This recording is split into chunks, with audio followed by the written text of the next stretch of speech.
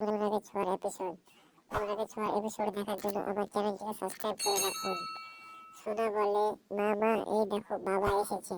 তারপর দীপা বলে, রূপাকে দেখছি না, রূপা কোথায়?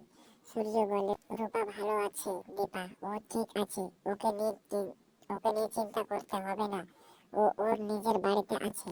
এই দেখো আমি তোমার জন্য ফুল এনেছি, কি হলো নেবে না? আমি তোমাকে ফুল দিচ্ছি, এটা কি স্বাভাবিক নয়? ফুলের ব্যাপারে তো তোমার মতন আমি এক্সপার্ট নই, তুমি সবার থেকে বেশি এক্সপার্ট। দেখো আমি চেষ্টা করেছি আমার মতো করে, তবে আমি এটা কলকাতার সব থেকে বড় দোকান থেকে এনেছি। দেখো তো তোমার মতো হয়েছে কিনা, কি ভাবছো? নাও ধরো। অজয় বলে, দাও আমাকে দাও। সূর্য বলে, যার জন্য এনেছে সে তো একবার লেখ আমার ভালো লাগবে, কি ভাবছো দীপা? তারপর সোনা বলে, বাবা তুমি পাকা মেয়েকে আনলে না কেন? অজয় বাবু বলে, চলো দিদি ভাই আমরা এটা ভালো করে সাজিয়ে রাখি।